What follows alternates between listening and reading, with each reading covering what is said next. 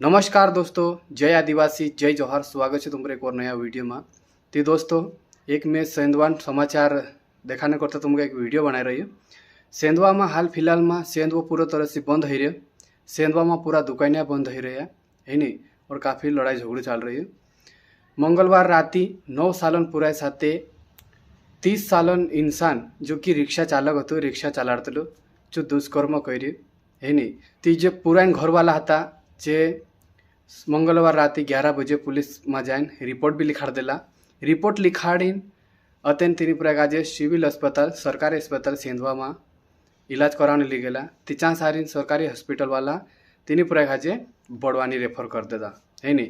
ती आज बुधवार दाड़ो छे। बुधवार सुबह 11 बजे से मान से एक खट्टा होइन चौका जाम कर देता। एने जो आरोपी छे जो दुष्कर्म करलो तीना काजे फांसी सजा एने घर से जमीन जद्दोजहद मतलब कि वही जहाँ रहतलो तेरा घर भी उधार दे से एने जमीन भी हड़पी ले से इना काजे घर से बेघर करने मांग कर रही पब्लिक। हाल फिलहाल में काफ़ी चर्चा चल रही करने मांग कर रहे हैं।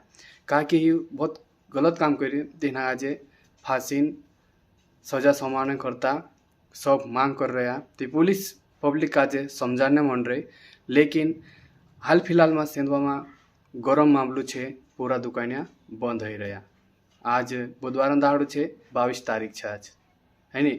तो आज काफ़ी हड़कम चल रही पूरा सेंधवा में। तो दोस्तों, तुम देख सकतला ये पब्लिक कतरी छोटी एकठे रही हैं सारी पूरा चक्कर जाम कर रहे हैं।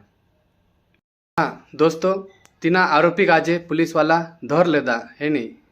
तीना आज जेल में लिजत रहा, लेकिन पब्लिक ज़्यादा गुस्सा में छे। कहा कि 9 सालन पुराय के साथ दुष्कर्म करी जबरदस्ती करी तेर कारण से पब्लिक ज़्यादा गरम हो गई है।